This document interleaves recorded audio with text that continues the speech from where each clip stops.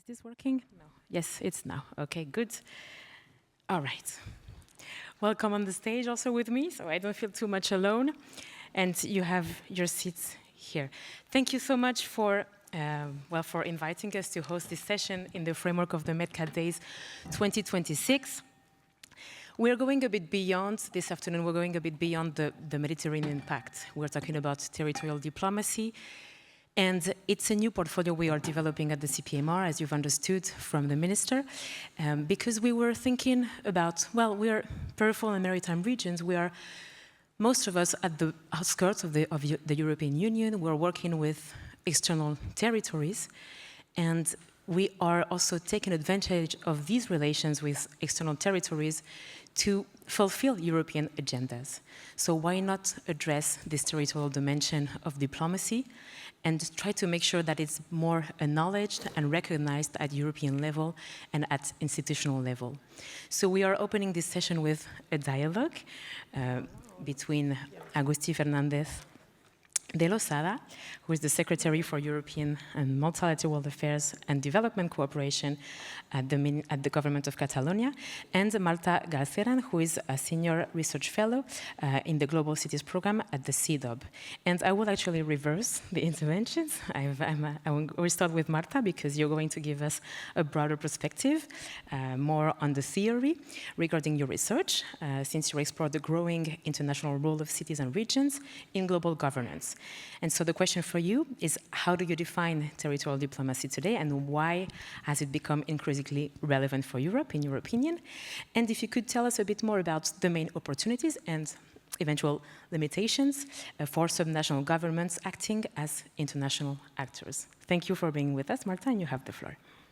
Fantàstic. Bé, moltíssimes gràcies per la introducció, moltes gràcies també als organitzadors per la invitació. Estic encantada d'estar aquí avui amb vosaltres, compartint part de la recerca que fem al CIDOB, és un centre punter per la reflexió d'aquesta acció territorial. Abans discutíem que terme diplomàcia territorial, hi ha també altres termes que s'utilitzen sovint, diplomàcia subnacional, diplomàcia subestatal, diplomàcia de ciutats o de regions.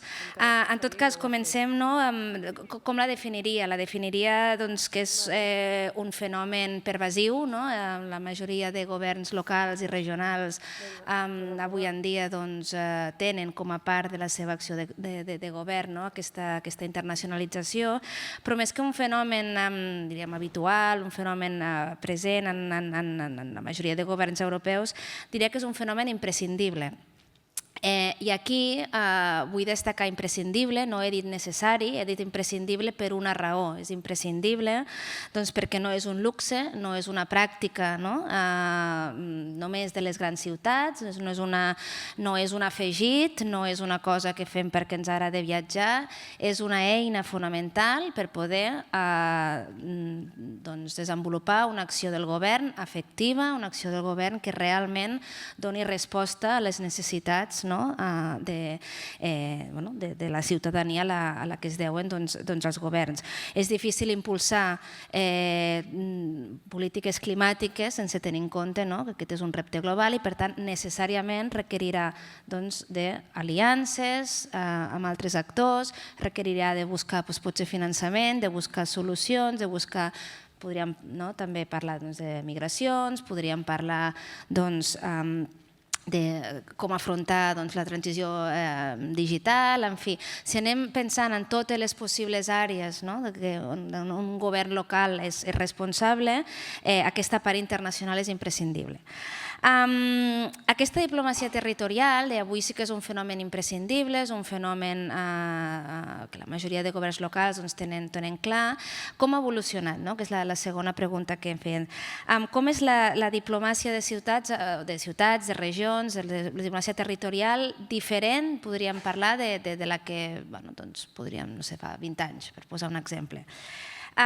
Primer, és més complexa. És molt més complexa. Hi ha molts més actors interessats i que participen d'aquestes pràctiques diplomàtiques, el sector privat clarament, filantropies però també empreses, moltes institucions internacionals, intergovernamentals, aliats tradicionals de fet del municipalisme i dels governs també regionals, i quan dic aliats vol dir directament s'han oferit fons, s'han oferit oportunitats. Més complexa també perquè les iniciatives formals, xarxes més formals, conviuen amb moltes pràctiques molt informals, per tant és més complicat intentar entendre aquest ecosistema tan complex. Per tant, més complexa. Segona característica, molt més pragmàtica. No es tracta de fer acció internacional perquè sí, es tracta que aquesta acció internacional ofereixi uns resultats i per tant vol dir també ser més selectiu, potser en alguns llocs interessa ser-hi, en els altres no, ens pensem més com hi volem ser i sobretot volem que aquesta acció de nou es tradueixi en resultats reals perquè l'hem d'explicar també als nostres ciutadans. Per tant, més pragmàtica. Més diversa. A vegades quan analitzem com va el món, que el dia d'avui massa bé no va, però com va el món parlem de més multipolaritat, de l'ascendència d'una creixent articulació política, podríem parlar del sud global.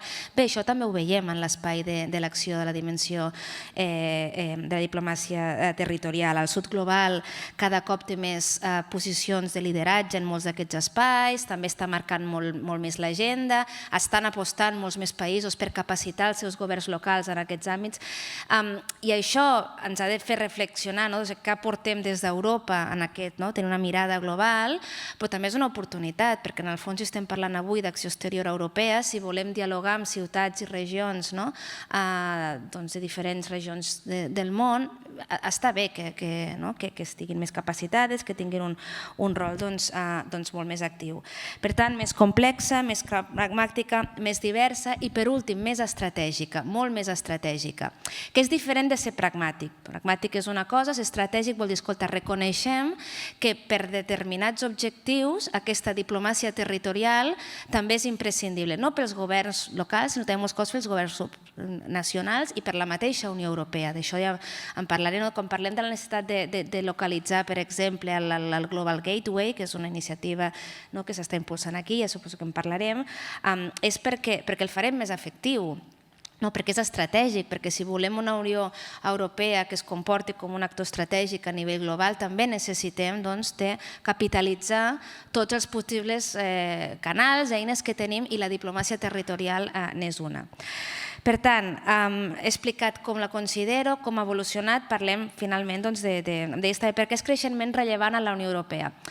És creixentment rellevant, sí, però ho hauria de ser més també, i és una de les queixes de les que parlarem. No sé si fins a quin punt s'estan donant les condicions perquè realment sigui tan rellevant. La teva segona pregunta, quines oportunitats i quins límits té aquesta acció, té aquesta diplomàcia territorial? D'oportunitats moltíssimes, començant perquè hi ha dècades, podem capitalitzar amb dècades d'experiència, tenim una infraestructura molt ben creada. Quan dic infraestructura, parlo d'infraestructura organitzativa. Tenim moltes xarxes que resulten imprescindibles per aquesta acció exterior, aprofitem-les. Tenim molts bons aliats a dintre les institucions europees, a dintre institucions intergovernamentals amb les que es pot dialogar. En un moment on el multilateralisme està en crisi, doncs aquests aliats resulten molt interessants. Sí que és cert que tradicionalment s'ha vist aquesta diplomàcia territorial, a més no s'ha vist els governs com a implementadors i no tant agenda setters, i això és una de les limitacions, i també evidentment una de les limitacions és que en el fons el marc on es pot desenvolupar també aquesta diplomàcia territorial la marquen els estats, i en un món creixentment geopolític no tots els estats perceben aquesta diplomàcia territorial de la mateixa manera, i aquí la Unió Europea, que és un club d'estats al cap i a la fi, tampoc fins a dia d'avui com a mínim no ha desenvolupat iniciatives significatives per utilitzar-la també de manera estratègica. Això jo crec que...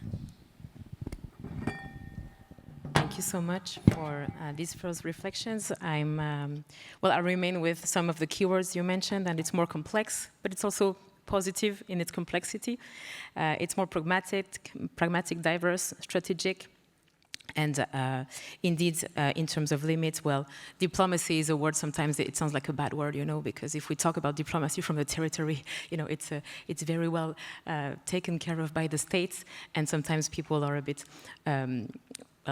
uncertain about the use of the word from the territories, and yet everything that is going around cooperation do serve the national interests and the European ones. So the question mark is really what you concluded with. How do we inscribe it better in the policy making at more global level so that it's recognized and we use it as an asset? Since it's already there, why not?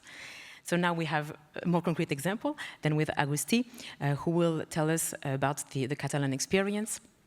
Catalonia has long developed an active external action based on para-diplomacy, European engagement and cooperation with neighboring territories. You have many partners, some of which are in this room with us today. From your institutional perspective, how can regions contribute more strategically to the European Union's external action, and particularly in the current geopolitical context? And as a second question, what political conditions are needed for territorial diplomacy to become a recognized component of European external policies? Thank you, you have the floor. Ok, bueno, moltes gràcies. Jo ara tractaré d'aterrar el que d'alguna manera emmarcava la Marta des d'una perspectiva més teòrica, una teoria molt basada en l'anàlisi de la realitat, però més teòrica, en l'experiència d'un govern en concret, que és el govern de Catalunya, un govern que situa l'acció exterior i el vincle amb la Unió Europea com una prioritat central. Tant és així que té una conselleria, un ministeri dedicat a l'acció exterior i al vincle amb la Unió Europea, per tant, a participar en el procés d'elaboració de política pública en el marc de la Unió Europea, que ha decidit professionalitzar i comptar amb equips professionals i amb un pressupost i amb capacitat d'incidir en aquest entorn. I ho fa perquè, d'alguna manera, com deia la Marta, avui en dia intervenir en el que passa en el món, en el que passa a la Unió Europea, en el que passa o en el que es discuteix en les agendes globals, ja no és una qüestió de caprici o de que et ve de gust o ho deia, de viatjar, sinó que és una qüestió de responsabilitat. El que es discuteix en el marc de les agendes globals, el que es discuteix en les reunions del Consell, en les reunions del Parlament Europeu, les iniciatives que impulsen la Comissió Europea tenen impacte directe en les competències i en les incumbències que afecten a un govern regional o que afecten a un govern local, a un govern com el de la Generalitat de Catalunya. I per tant, per nosaltres és una qüestió de responsabilitat política, incidir en aquest procés d'elaboració de política pública, incidir en les estratègies que impulsa la Unió Europea, també en l'àmbit de l'acció exterior.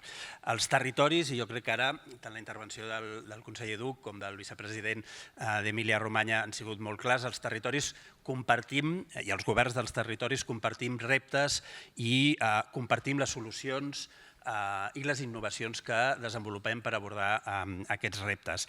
I la diplomàcia o l'acció exterior és una eina absolutament central per abordar aquests reptes i aquestes solucions que volem compartir.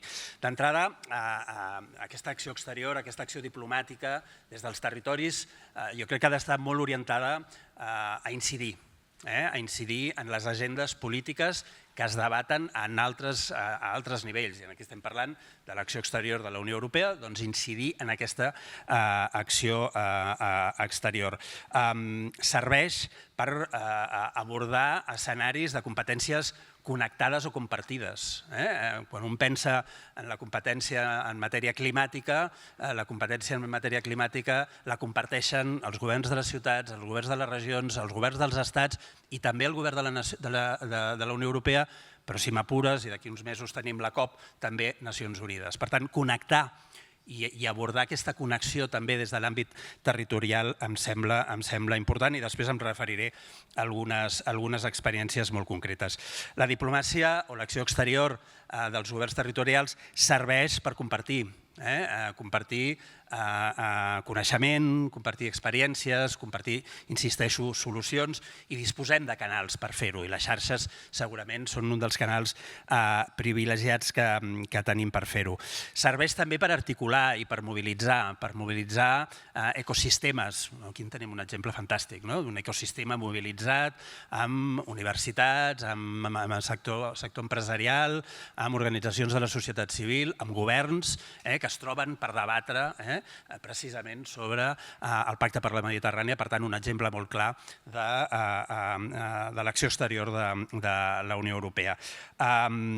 Serveix també per articular i mobilitzar o connectar amb els agents del finançament. I el finançament i l'accés al finançament pels governs territorials és fonamental, i el finançament es discuteix també molt sovint en l'àmbit internacional.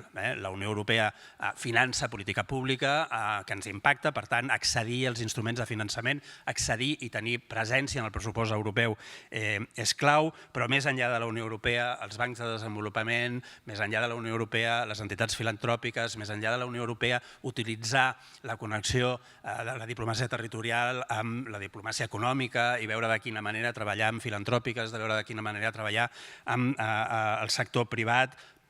Avui n'hem estat discutint una bona estona, és clau. I finalment també et serveix per impulsar accions conjuntes, aprendre plegats, provar plegats, desenvolupar iniciatives que poden capitalitzar el coneixement que tenim amb actuacions molt, molt concretes. Per posar exemples molt clars de tot això que us comento a escala de la Generalitat i Unió Europea, nosaltres fem un seguiment molt de prop de la definició del nou marc financer plurianual. El nou marc financer plurianual té un pilar que es refereix a l'Europa global, Global Europe. Estem fent seguiment del procés de definició d'aquesta estratègia Global Europe. Ho seguim, com deia en la meva intervenció precedent, amb preocupació, perquè actualment els governs locals i regionals tenen una presència escassa o nul·la.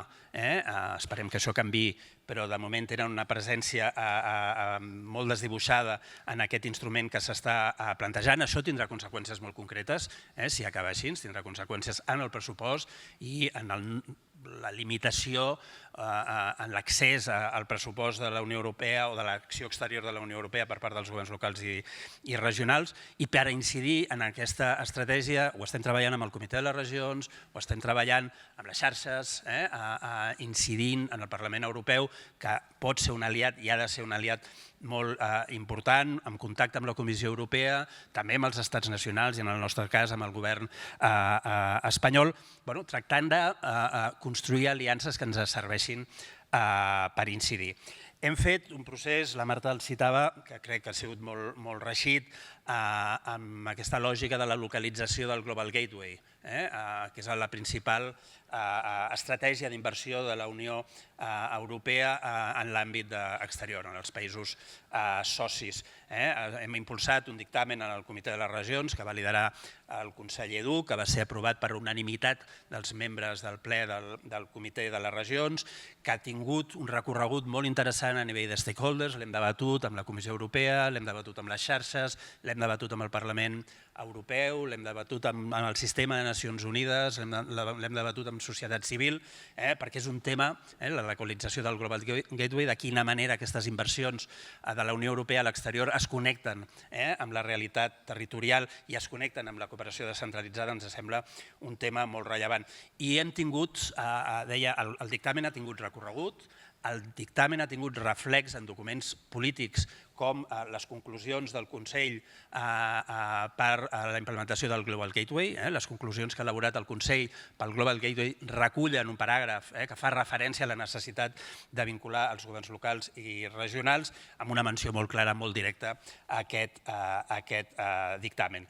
I finalment, també en aquest marc, estem acabant, es va anunciar i estem acabant de tancar una iniciativa conjunta amb la Comissió Europea per treballar, per posar en valor amb un projecte de 4 milions d'euros les capacitats dels governs locals i regionals també en l'àmbit del Global Gateway. Per tant, polítiques molt concretes o accions molt concretes d'incidència en una agenda internacional, una agenda que vincula la Unió Europea amb l'exterior, on el món local i regional té molt a dir i on la Generalitat de Catalunya se situa. I acabo, estem fent el mateix, però ja ho hem explicat aquest matí, amb el Pacte per la Mediterrània, amb aquesta Facility MedTer, que ens sembla que també opera amb una lògica molt similar.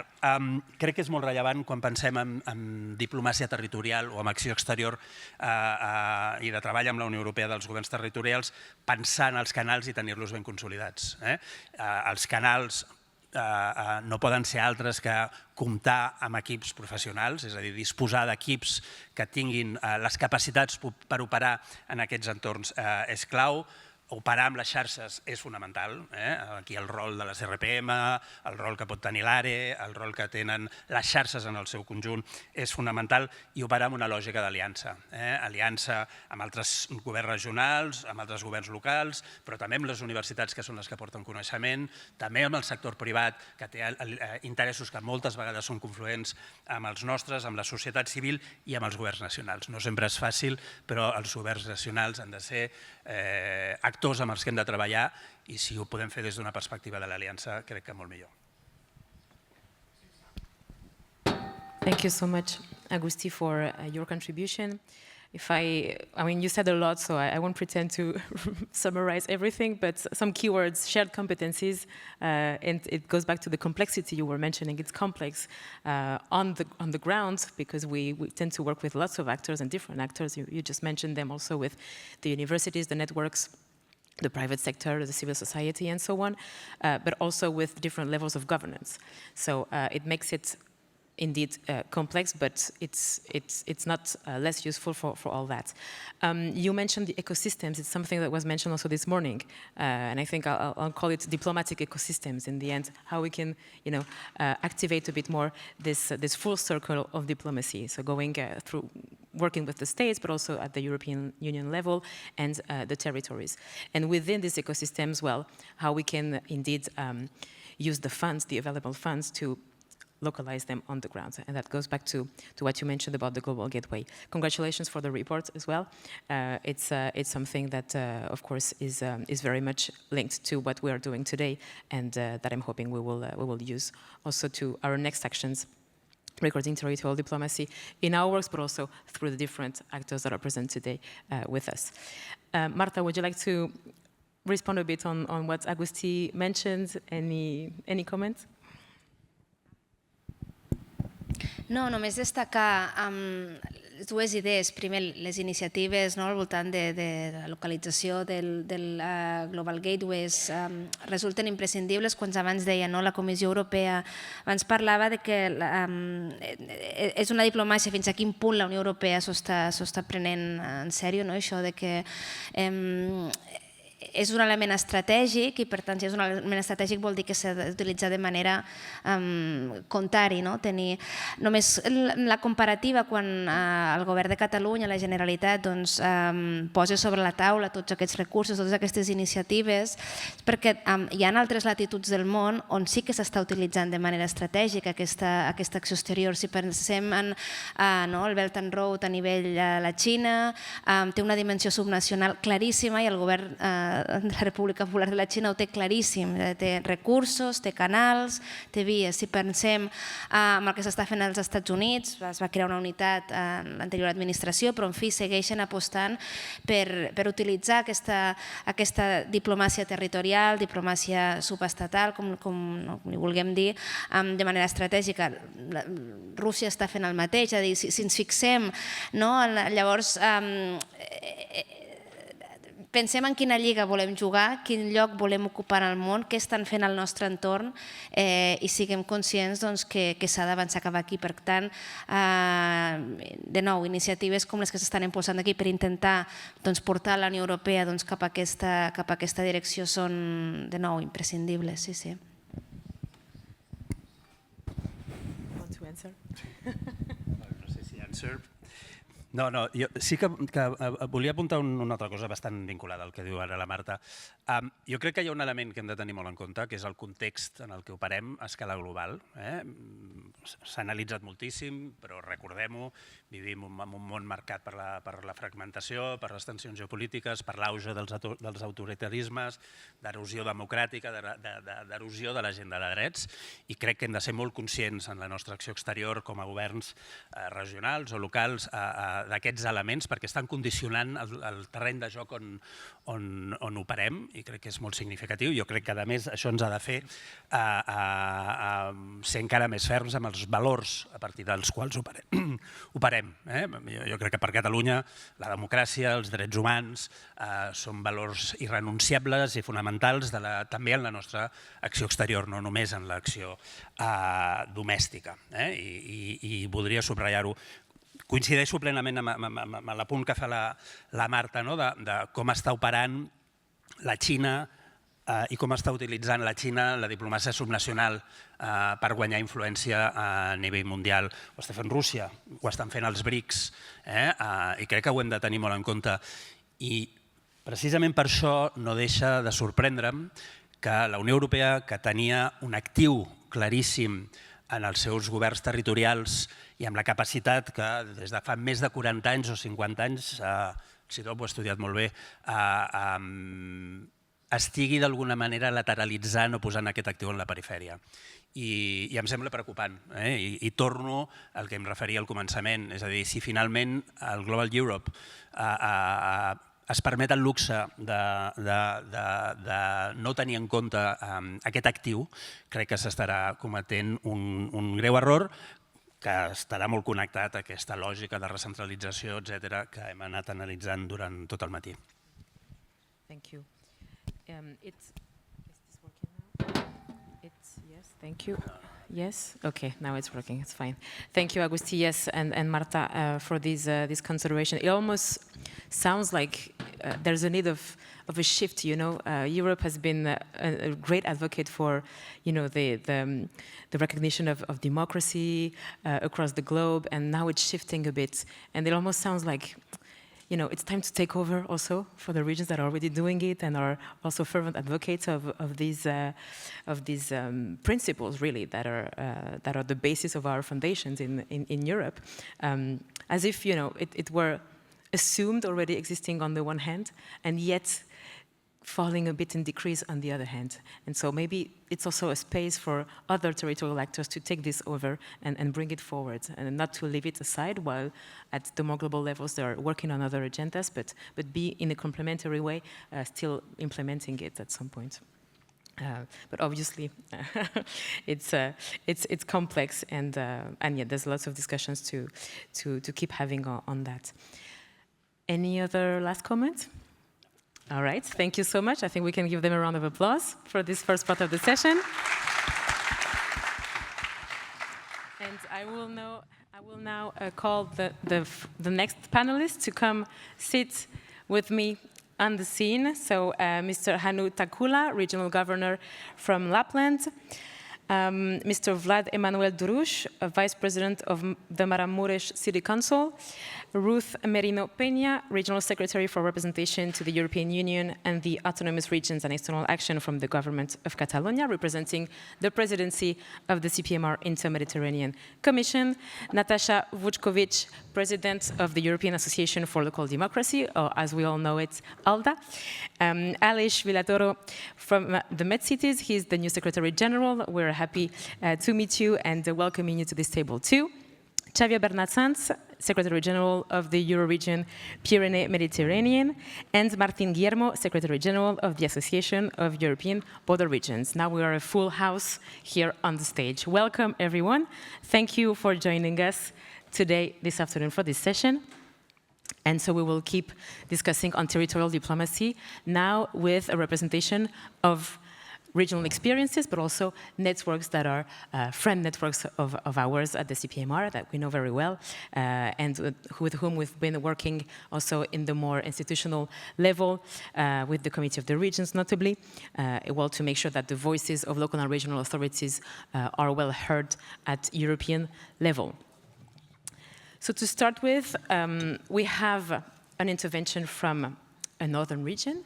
And like I said before, we're going a bit beyond the Pact for the Mediterranean, and we are sharing experiences also from across Europe, dealing with the link with external partners that help the regions from the European Union fulfill European agendas, and through that dependency or that cooperation with external border territories, so to say. So, Mr. Takkula, thank you for joining us. Lapland occupies a unique geopolitical position at the crossroads of Arctic cooperation, security, sustainable development. In your opinion, how has the changing geopolitical environment reshaped your region's external partnerships? And what role can northern regions play in strengthening Europe's external resilience while preserving cross-border cooperation? You have the floor. Thank you. Yeah, thank you. First of all, good to be here in Barcelona. And as a governor of Lapland, I have learned that living in the north teaches two important lessons: resilience and cooperation. In the Arctic, no one succeeds alone. This is perhaps the most important message Lapland can offer Europe today. When people think about Lapland, they often think the vast forest, pristine nature, snow, and the Arctic, maybe Santa Claus and reindeers, an exotic travel destination. While all these are part of our identity, today's Europe invites us to see Lapland in a different light. We are no longer simply European northernmost region. We are part of the European strategic future. The geopolitical landscape surrounding us has changed profoundly over the past few years. Russian full-scale invasion of Ukraine has transformed the security environment across Europe, particularly in the north. At the same time, climate change, in growing importance of the Arctic, the green transitions, and increased global competition have made Northern Europe more strategically insignificant than ever before. These developments have reshaped the way Lapland builds international partnerships. Many long-standing forms of cross-border cooperation with Russia have come to an end. The reality has required us to adapt quickly and responsibly. At the same time, new opportunities have emerged. Cooperation among the Nordic countries has deepened considerably. Finland and Sweden membership in NATO has strengthened not only our collective security, but also practical cooperation in areas such as infrastructure, emergency preparedness, logistics, and resilience. For Lapland, cooperation with Sweden and Norway has always been essential, but today it has become even more important, not only for our region, but for Europe as a whole.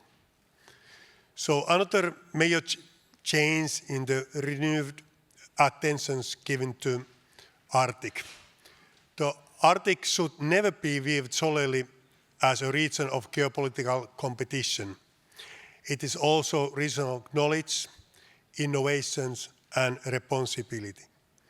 Lapland offers expertise in Arctic technology, climate adaptations, sustainable tourism, renewable energy, cold climate research, and resilience infrastructure. These are not only regional trends, they are increasingly European assets. The green transitions also place new responsibilities on northern regions. Europe needs secure access to clean energy and critical raw materials. Northern regions can contribute significantly to both, provide that development is environmentally sustainable, socially responsible, and economically sound. This also requires respect for the people who have lived in the Arctic for generations. The Sami people, they are the European Union's only recognized indigenous people.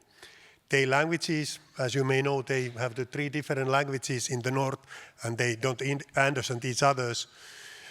Their culture and traditional livelihood forms are an essential part of the Arctic identity.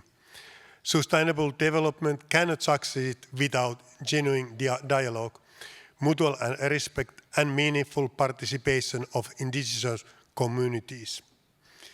This brings me the broader theme of today's discussion, territorial diplomacy. Too often, diplomacy is understood only as relations between national governments, but regions also build trust. Regions create partnerships. Regions solve practical challenges together. And every day, regional authorities work with neighboring regions, universities, businesses, municipalities, and civil society across borders. These relationships create confidence long before national agreements are signed. This is why territorial diplomacy deserves a strong place within European external actions. It complements traditional diplomacy by bringing cooperation closer to citizens and by turning European objectives into the practical results. So, what role can Northern region play in strengthening European resilience while preserving cooperation? I would highlight 4 contributions. First, security and preparedness. Resilient regions strengthen resilient nations, and resilient nations strengthen Europe. Northern regions contribute through robust infrastructure, emergency preparedness, civil resilience, and close Nordic cooperation. Second, strategic connectivity. Efficient transport corridors linking northern Scandinavia with the rest of Europe are essential, not only for regional development, but for Europeans' competitiveness, security, and security of supply. Third, the green transitions. Northern Europe possesses enormous potential in renewable energy, green hydrogen, sustainable mining, and circular economy. These investments support both climate goals and European long-term strategic autonomy. Fourth, knowledge and innovation. The Arctic is one of the world's fastest changing regions. It provides unique opportunities for researchers, technological development, and international cooperation. What we learn in the Arctic increasingly benefits Europe as a whole. And allow me to conclude with 3 brief reflections. First, geography has not become less important, it has become more important. The North is no longer European edge, it's one of the European strategic frontiers. Second, resilience is built through partnership. No region, no country, and no institution can respond alone to today's interconnected challenges. Trust, cooperation, and shared responsibility remain our strongest asset. Finally, territorial diplomacy reminds us that Europe is strongest when every region has a voice.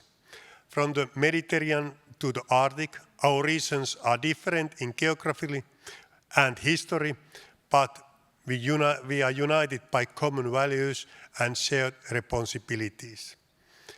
Lapland stands ready to contribute not only as European Northern Gateway, but as a commitment partner in building a safer, more resilient, more sustainable, and more united Europe.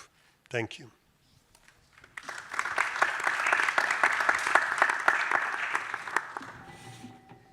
Thank you so much for your contribution. I have some some keywords that I got from your intervention.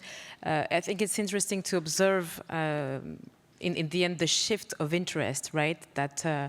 That has happened to external borders of the European Union. You know, when everything is at peace and is nice, well, we are kind of forgetting a bit about the borders. And yet, when everything becomes a bit more complicated, then, oh, yes, there is Lapland. You know, it's not only Santa Claus, as you said, but it's also a strategic asset for the European Union. It brings me also to the resilience aspect. You know, when things go a bit sour, go a bit south, well, you know, the territories also have the capacities to bring the resilience forward and in the end open ties with or stronger ties with other territories that they hadn't necessarily implemented before. And lastly, well, the aspect of complementarity with traditional diplomacy, as you call it, indeed, on themes of interest. And what the themes you mentioned: security and preparedness, civil resilience, connectivity, green transition, knowledge and innovation.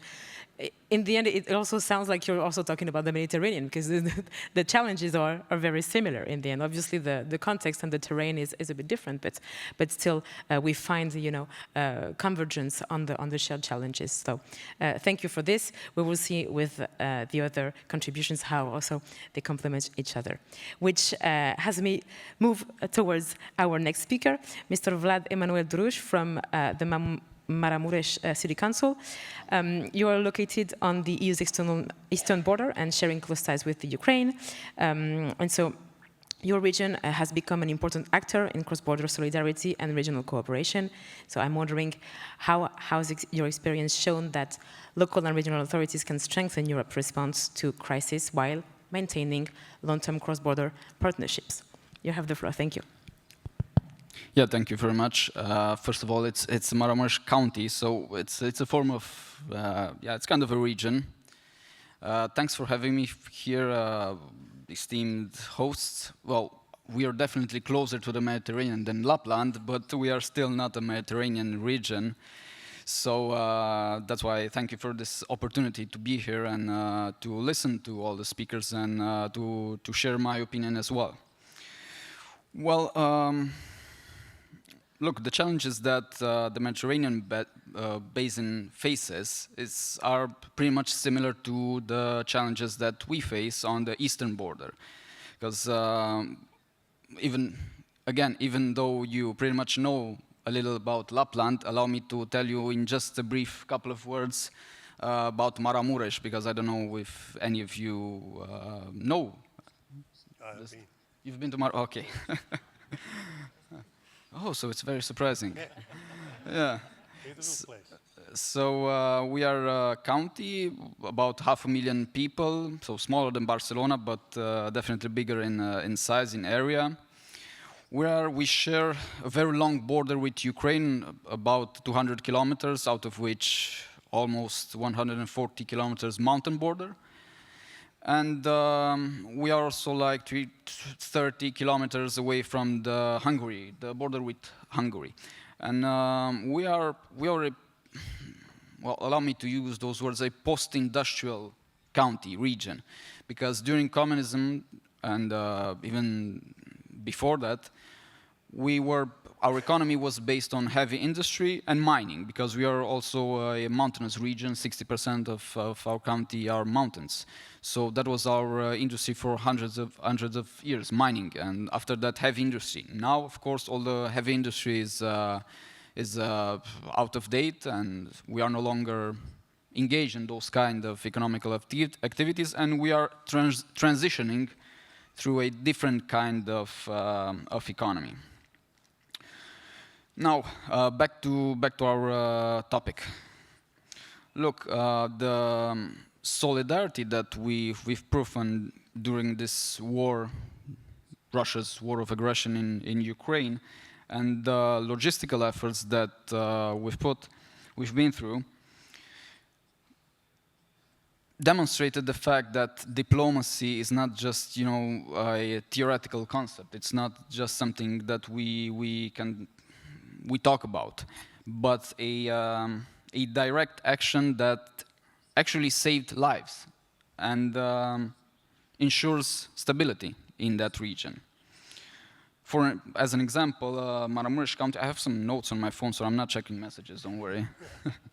Maramuresh County currently implements the SIRM, Social Integration of Refugees and Migrant Project, financed through the Interreg Europe program, through which we adapt local policies to support NGOs whose target groups include refugees and migrants. As I said, we still have a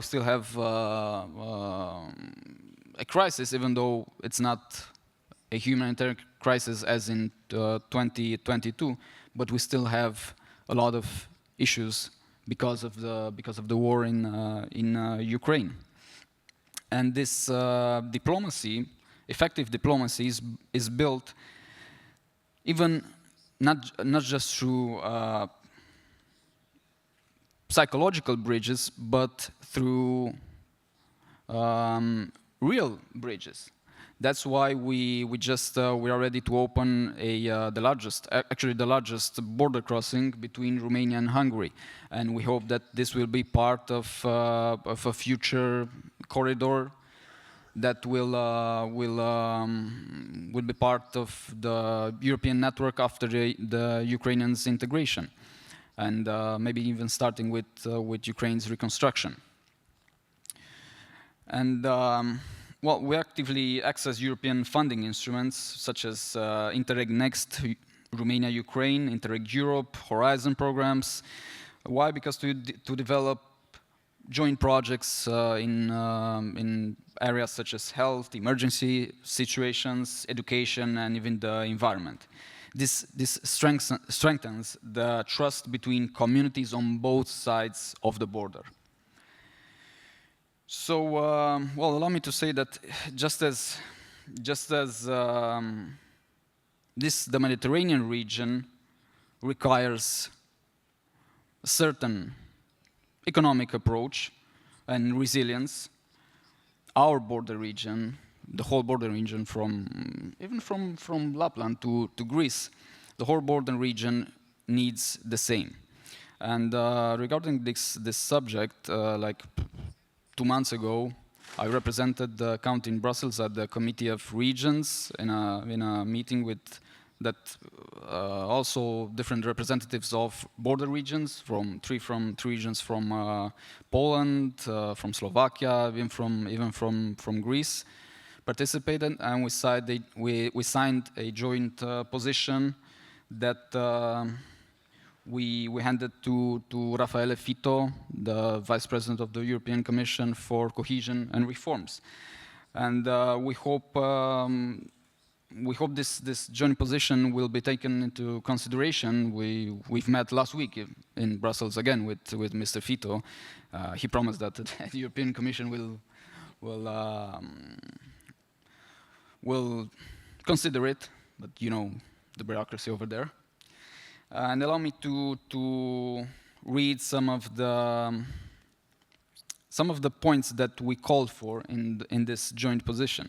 So prioritizing investments that are key to transport corridors linking the Baltic, Black and Aegean Sea regions, enabling an effective response to emergencies, increasing military mobility and maintaining the continuity of economic flows within the European Union.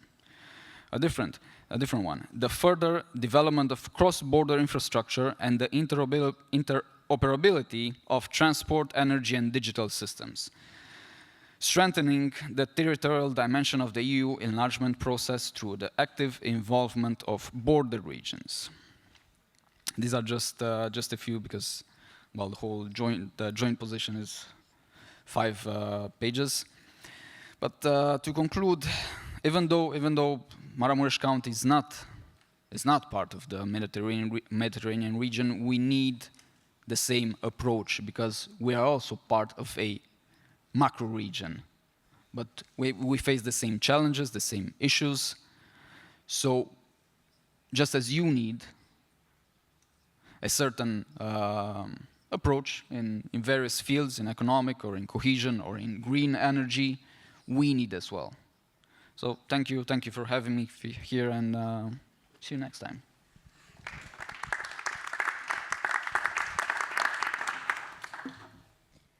Thank you so much for your contribution.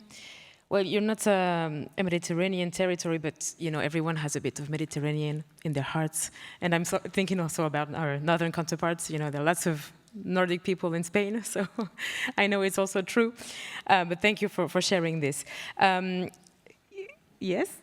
If I just say shortly that, as you know, that in the Baltic Sea, the Lapland, in the southwest Lapland, we have the Baltic Sea, and there's 2 harbors, Kemi and Tornio, and they are maintained by a Spanish company. So you have very much expertise in this field, and you are even working in the Lapland. So we have that kind of connections also. Sorry about that. No, that's very relevant. Very it's just the Mediterranean is everywhere. It's fine.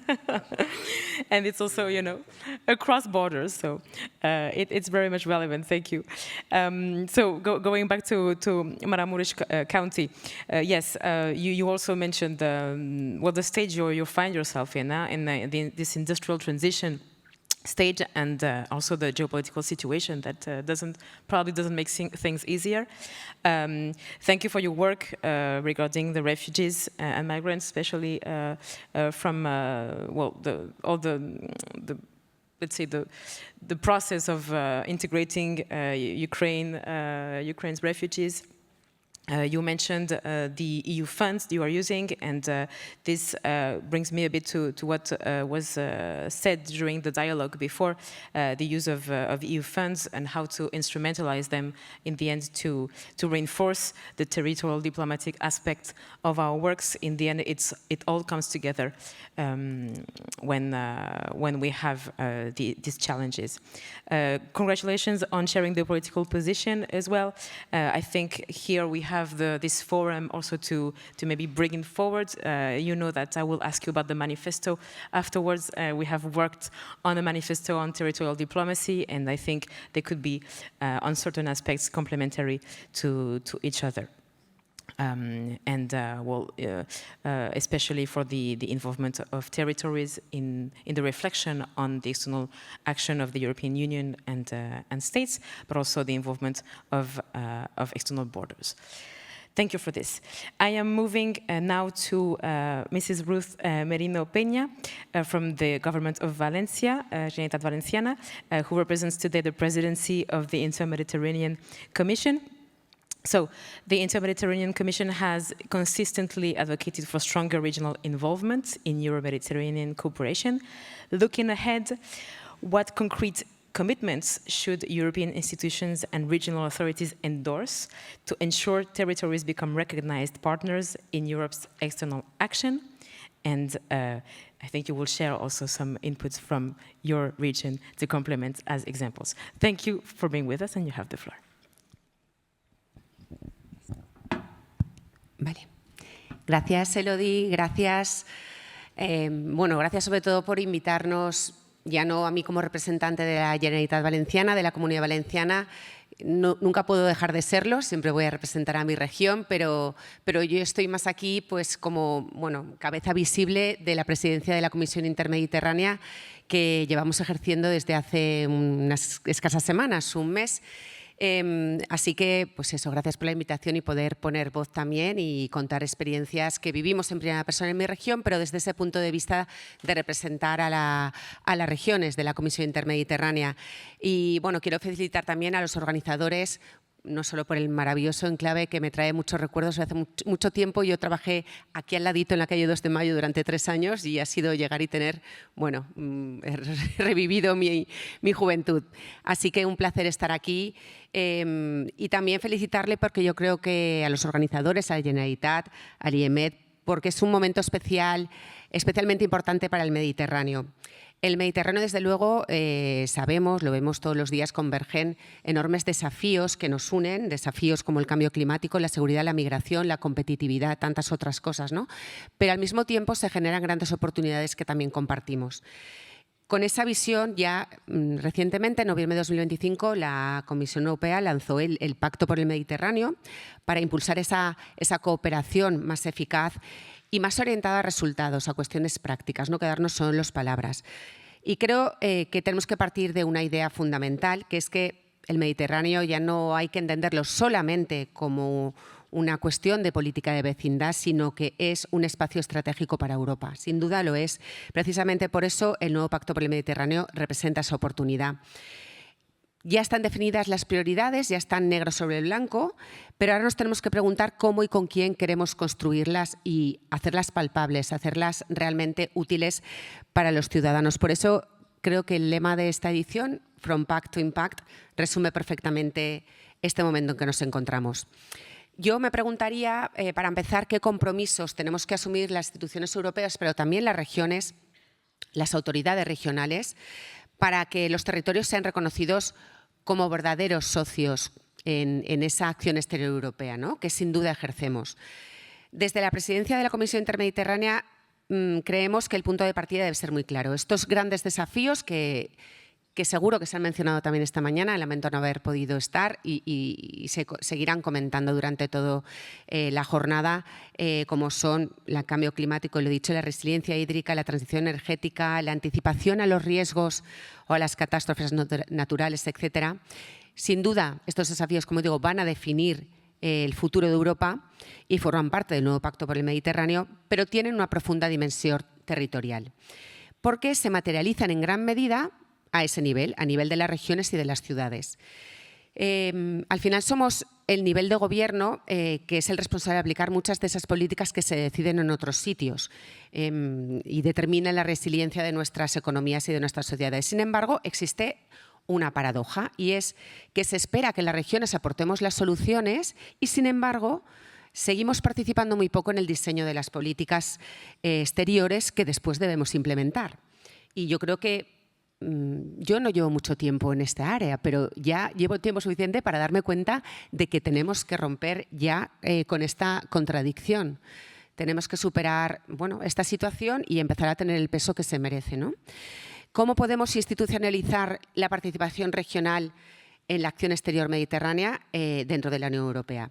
Bueno, pues yo creo que solo pasará a ser real y efectiva y útil si pasa de ser simplemente consultiva a ser estructural.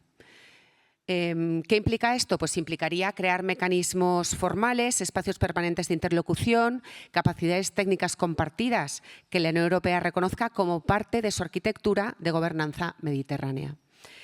Bueno, yo lanzo una idea como podría ser cualquier otra, ¿no? Seguro que a lo largo de muchas jornadas como esta se plantean cuestiones de cómo llegar a alcanzar ese objetivo que tenemos, de que se tenga en cuenta pues la opinión y la importancia de las regiones. Pero podría ser crear transitoriamente o permanentemente, nunca se sabe, un mecanismo mediterráneo de gobernanza multinivel, o sea, un órgano estable de coordinación reconocido por las instituciones de la Unión Europea, donde tanto regiones mediterráneas a través de la CIM, de la CRPM, ciudades mediterráneas a través de MedCities, Eurocities, instituciones europeas con un montón de DGs como Regio, Mare, SEAE, se unieran periódicamente para coordinar prioridades, proyectos y posiciones. O también se podría establecer un punto permanente en Bruselas de representación regional con funciones coordinadas y unificadas de seguimiento legislativo, de interlocución con las DGs relevantes, de coordinación de posiciones comunes, de visibilidad política, porque al final la dispersión no es eficiente. Bueno, ahí lo dejo, ¿no? Sería quizá una forma por plantearnos un reto de obtener esa verdadera institucionalización del papel de las regiones. En este punto me gustaría hacer una precisión importante. Cuando hablamos de diplomacia territorial, yo creo que estamos de acuerdo en que no lo hacemos con una ambición institucional de suplir, de sustituir a la diplomacia de los Estados ni tampoco a la acción exterior de la Unión Europea, pero pretendemos complementarlas, claro que sí, porque en la práctica ya lo estamos haciendo. Nuestra contribución es diferente, es complementaria y es algo que se podría llamar la diplomacia de la implementación, ¿no? Porque se trata de una diplomacia basada en la proximidad con los ciudadanos, en el conocimiento técnico, en la capacidad de desarrollar y llevar a cabo políticas públicas innovadoras, en la experiencia acumulada de muchos años, de décadas, de cooperación entre territorios. Todo eso tiene mucho valor, porque las regiones mantenemos esas relaciones estables que ante los momentos incluso en los momentos geopolíticos más complejos, se siguen manteniendo y eso tiene un valor inmaterial que es incalculable, ¿no? Porque construimos confianza mediante proyectos conjuntos, compartimos conocimiento entre diferentes administraciones y, como digo, seguimos cooperando cuando el contexto político resulta muy complejo. Ese trabajo silencioso también es acción exterior europea y yo creo que hoy resulta más necesario que nunca. Por eso creo que no debemos plantear este debate como una reivindicación institucional, sino no como pedir un papel nuevo para las regiones, sino reconocer, que se vea, que se reconozca que ya estamos contribuyendo cada día a las prioridades estratégicas de la Unión Europea. Un ejemplo, voy a hablar de mi región, pero como puede ser la Comunidad Valenciana, pueden ser tantas otras, ¿no? Nosotros tenemos una grandísima experiencia en resiliencia hídrica, en adaptación climática, en cooperación mediterránea, en protección frente a fenómenos extremos, como desgraciadamente hace no llegan ni 2 años tuvimos la desgracia de sufrir, ¿no? Todo esto te hace aprender y te hace acumular una experiencia ante grandes retos que no pueden resolverse por una sola administración. Formamos parte de la Alianza de Regiones por la Resiliencia Hídrica. Hemos organizado recientemente el primer MedRegions Forum de Resiliencia Climática, Prevención y Capacidad de Respuesta. Somos desde hace muchos años antena del programa Interreg-Med, además con gran éxito, por cierto. Acabamos de crear el primer Centro Mediterráneo de Inteligencia Climática para, a través de datos, de inteligencia artificial, de la ciencia, ¿no? Prever, estudiar, gestionar fenómenos climáticos extremos y con el propósito de ser útiles no solamente a la Comunidad Valenciana, ni muchísimo menos a todas las regiones mediterráneas y más allá, a las regiones de Europa y más allá de las fronteras de Europa. En fin, que la Comunidad Valenciana es solo un ejemplo de que las regiones tenemos esa experiencia que queremos poner al servicio del conjunto del Mediterráneo. En nuestro caso, también desde ese ejercicio que hacemos ahora de la presidencia de la Comisión Intermediterránea. Y yo, si tuviera que resumir en 3 compromisos que necesitamos asumir como regiones, pero también como instituciones europeas, al fin y al cabo. El primero sería conocer plenamente ese valor estratégico de la gobernanza multinivel. Es fundamental. Es algo recurrente que, yo creo que no nos vamos a cansar de decir, aunque lo digamos todos los días, la gobernanza multinivel es crucial y es apuesta segura para que las cosas funcionen mejor. El segundo sería aprovechar mejor las herramientas que Europa ya tiene.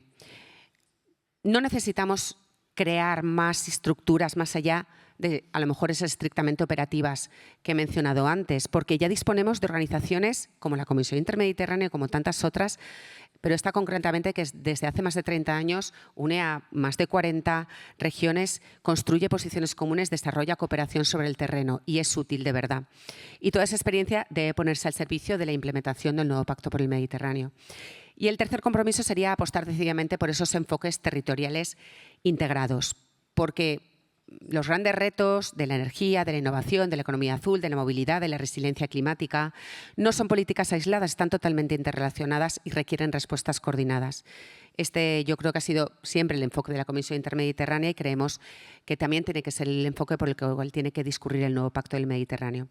Así que desde esta nueva presidencia que ejerce la Comunidad Valenciana de la Comisión Intermediterránea queremos asumir también esa responsabilidad y lo haremos, por supuesto, escuchando a todas las regiones, construyendo posiciones comunes, buscando consensos que al final hagan una voz más fuerte, que se oiga mejor en las instituciones europeas, porque creemos que la Comisión Intermediterránea puede ser un puente, sin duda, entre las prioridades europeas, esas prioridades estratégicas, y las soluciones que nacen en los territorios.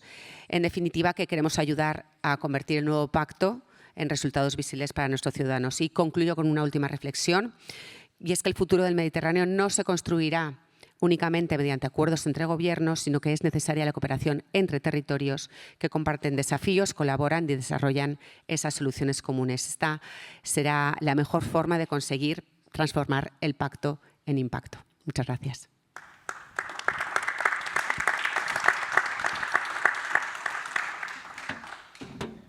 Thank you so much, Ruth, for your contribution. I will ask for your notes to summarize afterward in the summary of the session because it was very dense and rich in information. But so I've taken some notes about obviously the asking of territories not to be mere implementers of policies, but to be sat at the table, really, to be able to share their experiences and also influence what they're supposed to implement afterwards. Obviously, it's like when you go shopping for cooking, you know, you choose yourself what you're going to cook. Otherwise, it's a bit more complex to cook what someone else is giving you. You mentioned the pact. Thank you for linking it also to this morning's session. Indeed, the pact could use what already exists. You know, territorial diplomacy is already a tool that has been existing for years, maybe labeled under other names, but it's there. And so indeed, it's a good springboard for the pact to take and to use in order to land better on the ground. You mentioned this mechanism of multi-level governance. In my head, it sounded like a Mediterranean macro-regional strategy for the Mediterranean. Then it could be something else for other sea basins or for other areas in Europe. Maybe through the existing macro regions also, it could be, you know, a way of having them evolve towards their future self. And you also mentioned this diplomacy of implementation, which is a good echo to territorial diplomacy indeed, and it's already very much real too on the ground. And your 3 points, obviously, the value of multi-level governance, it's something that we are pushing for, and it's clearly stated in the manifesto we are also discussing in the second part of this session. Put the EU tools to a better use, and the integrated focus, the integrated approach for territories. It's also important, and we've seen it also with the previous contributions with regards to the links between the different sectors and then how they complement each other within the territories, but also across the ties, the cooperation ties with other territories. Thank you so much for this. I'm moving now to my right, the other side of the panel, of the room, with our next speaker, Mrs. Natasha Vučković, who is the president of the European Association for Local Democracy. ALDA has extensive experience promoting participatory democracy and local governance in neighboring countries and beyond. In your opinion, how can democratic local governance reinforce Europe's external partnerships, and what role should civil society and local authorities play together in advancing territorial diplomacy? Thank you for being with us, and you have the floor. Thank you, Elodie, for your very warm introduction, and thank you, the organizers, for having brought us here in Barcelona. It is a great honor to speak on behalf of ALDA, the European Association for Local Democracy, in the time when the Mediterranean region stands at a critical crossroads and faces a lot of challenges. The cooperation in the Mediterranean is particularly a dear topic to me because I was a former member of the Parliamentary Assembly of the Mediterranean, and so with a lot of members of parliaments from 34 countries, I think we had the opportunity to discuss the cooperation. As we discuss moving from pact to impact, we must recognize, and I think that we all agree on this, that the impact we seek cannot be achieved through top-down mandates alone. The true impact is actually grown from the bottom-up approach, from the ground up. And that is the essence of territorial diplomacy as I see it. It is the recognition that local authorities, regional networks, and grassroots civil society groups are not just beneficiaries of Europe's external action, they are its most vital architects. They are the creators. Okay? Today, as we champion the endorsements of the Manifesto on Territorial Diplomacy, ALDA stands fully committed to integrating local stakeholders into the heart of the EU neighborhood and cooperation policies. Your manifesto is actually closely linked to our voices, which were raised during our recent General Assembly in Malta in May, which was dedicated to local democracy that delivers. That was the title of our General Assembly. Today, ALDA represents more than 350 members from local and regional authorities and civil society groups, and has worked on local democracy empowerment for almost 30 years. It started its activities in Western Balkans during the war of the 90s as a project of the Council of Europe and the Congress of Local and Regional Authorities of the Council of Europe. We are now supporting local democracy as a tangible way to support service delivery at local level, democracy and human rights. We are proud to have the Diplomacia of Barcelona as member of ALDA, but also member of the governing board of ALDA. We operate with a multi-level approach. Either we have projects that are delivered with our members, or we work through our local democracy agencies, which have represented for years now a proven model of multi-stakeholder cooperation platforms that are engaged in a community with the support of local authorities and civil society from the county itself and from Europe. We currently have 19 local democracy agencies with more than 100 partners involved within them. We work with members and partners that are strategically connected to the Congress of the Council of Europe, the European Commission, and the European Committee of Regions. We believe that participation and citizens' engagement improve trust in communities. We spoke a lot about trust today. Actions for change and solutions for addressing the challenges both at the local and global level. We really and firmly are convicted that persuaded that the alliance between local and regional governments and civil society is key for democracy and sustainable development. Since many years, ALDA has opened to a more global scope and now includes a broad range of actions in Africa and with local authorities and civil society members working on local participative democracy. We are also working currently in the European neighborhood and in the Western Balkans, in Ukraine, in Moldova, and Southern Caucasus, and we are pleased to start a program with Catalonia soon in Ukraine. To make territorial diplomacy work, especially in fragile or complex environments across the Mediterranean and its wider neighborhoods, we must change how we engage. We cannot use rigid, traditional frameworks for communities that are facing fluid and unpredictable realities. It is more flexible approaches that are needed, and all of us who work in local communities know how important this flexibility is. At ALDA, our strategy for fostering local democratic resilience in this context rests on three fundamental pillars enshrined in our position paper, which is entitled Local Democratic Resilience, which was published in November last year, in particular versus the Global Gateway initiative, but not only this.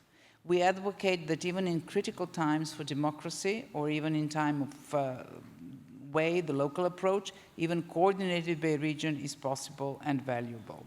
So we highlight in this sense some three recommendations that are based on our practice. The first one is that we have to lower the barriers to entry and provide small grant and direct mentorship.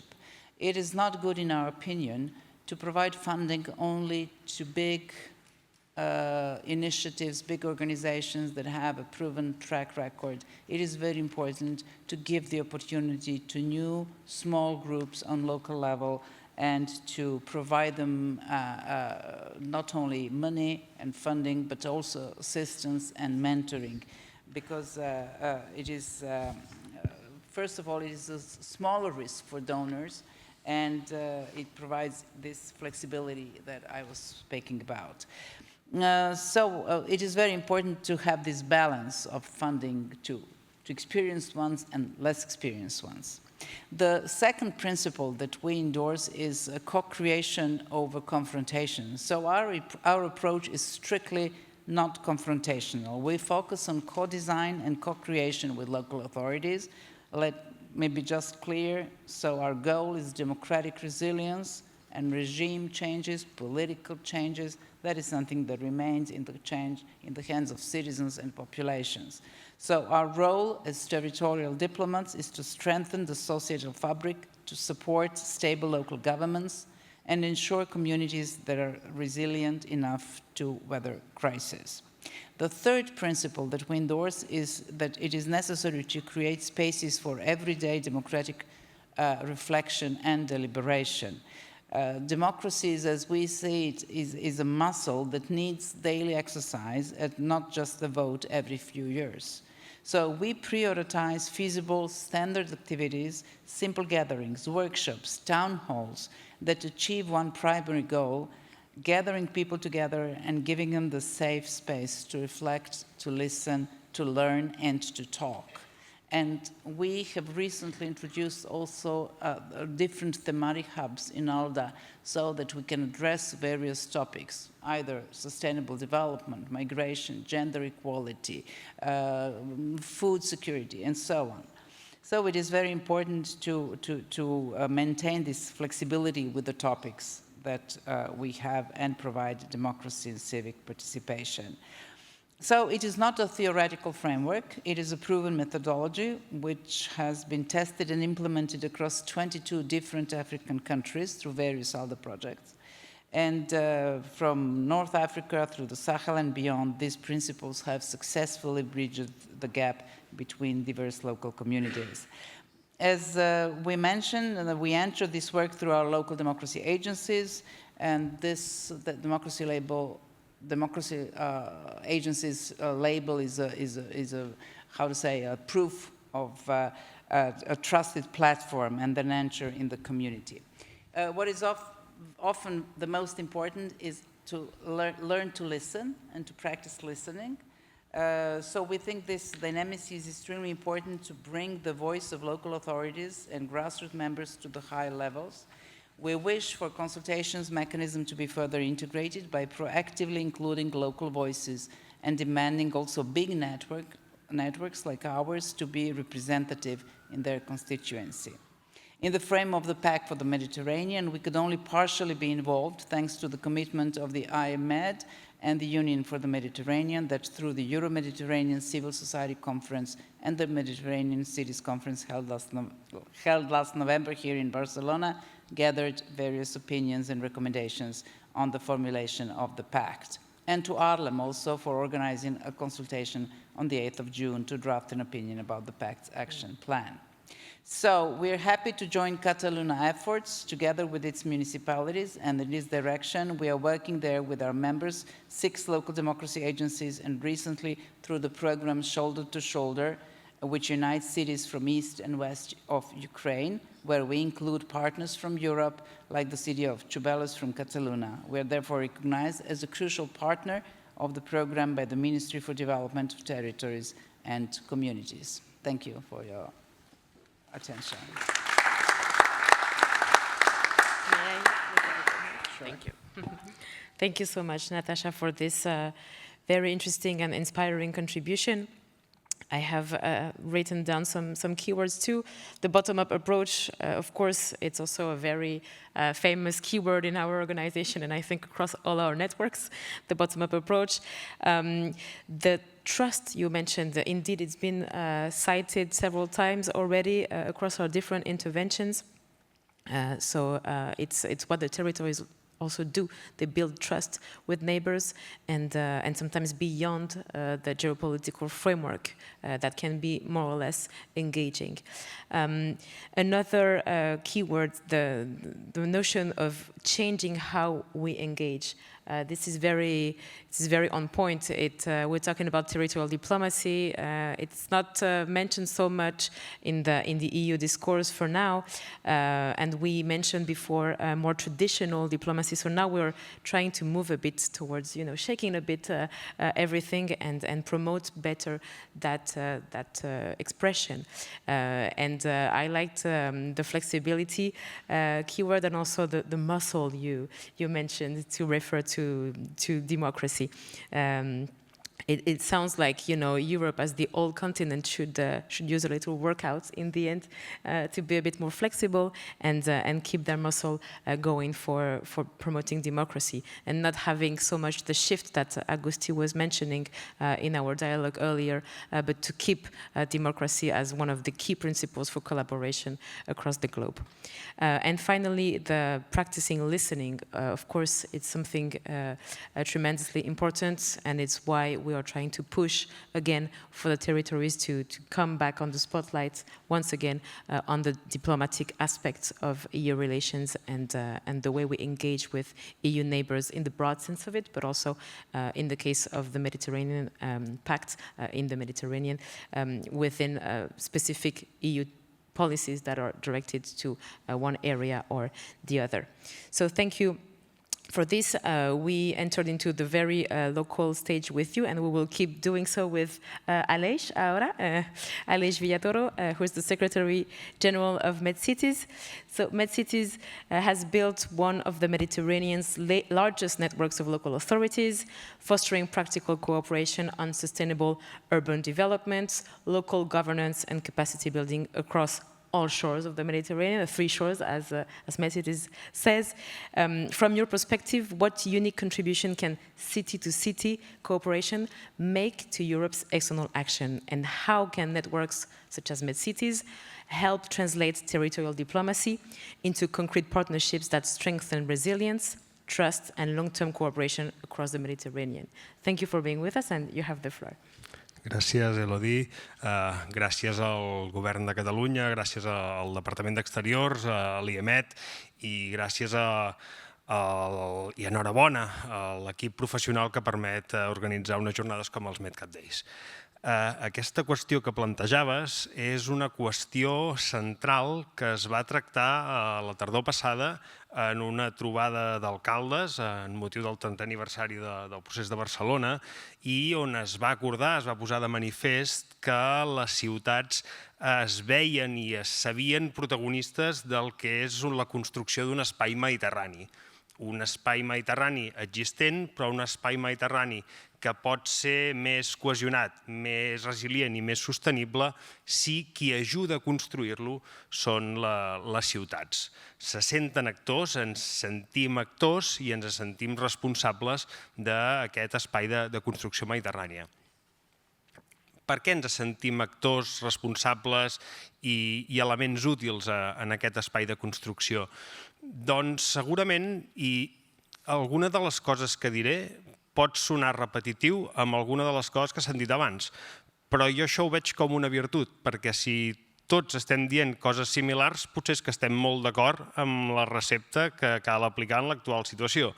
Per tant, jo crec, o des de MedCities creiem, que les ciutats podem ser ponts, i abans s'ha parlat de ponts entre el que són les grans estratègies, les macroestratègies regionals, continentals, globals, i la seva aplicació concreta sobre el terreny, sobre la realitat tangible que sovint qui acaba desenvolupant són les ciutats i les àrees metropolitanes. Alhora que ser pont, les ciutats tenen una virtut afegida, que és que són uns espais de diàleg oberts, ciutat, en contextos en què la geopolítica potser fa més difícil el contacte entre regions, estats o altres actors institucionals. Per tant, aquest espai de diàleg, de col·laboració, ciutat-ciutat, molt aplicable a allò tangible, a allò concret, ens sembla que és una bona manera de contribuir.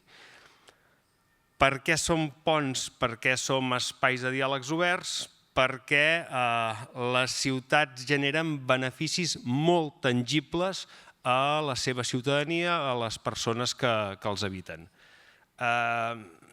Hi ha una gran capacitat d'implementació de polítiques concretes, de promoció dels drets humans, diem-n'hi drets humans o diem-n'hi amb alguns sinònims, però de la promoció del bé comú, la promoció d'allò que compartim, la promoció de la participació ciutadana en la presa de decisions.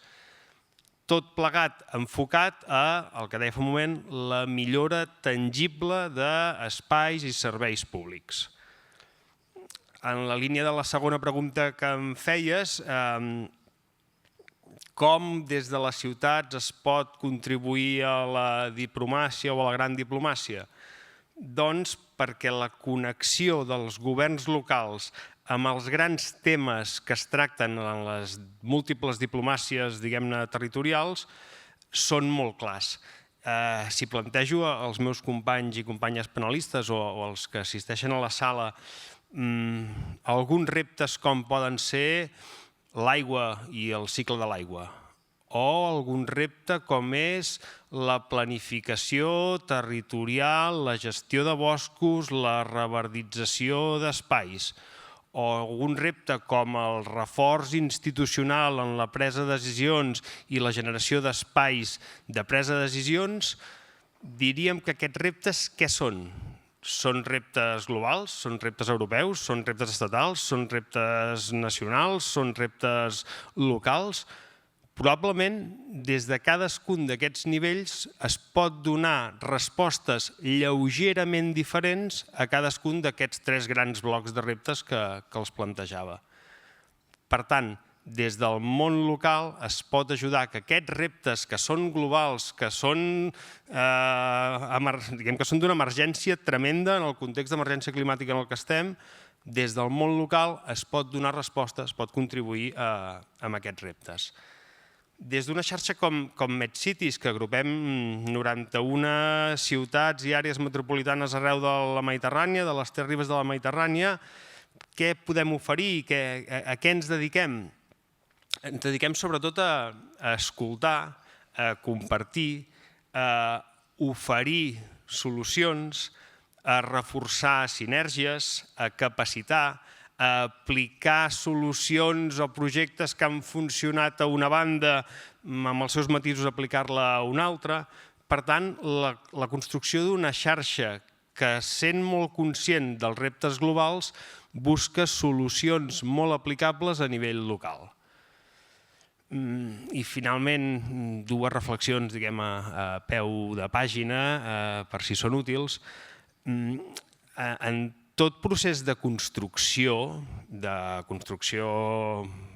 col·lectivitat global o d'una construcció europea o de la construcció d'un espai mediterrani, segurament cada dia més tots els nivells institucionals i tots els ecosistemes existents, tots els actors que tenen un pes específic són necessaris per generar unes governances possibles.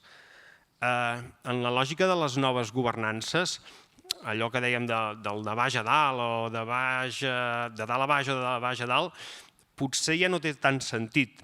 I potser el de baix a dalt té sentit si el de dalt a baix té sentit si el de baix a dalt funciona i si hi ha unes horitzontalitats que ho travessen que permet generar uns espais de trobada de diàleg que donen sentit a tota la construcció.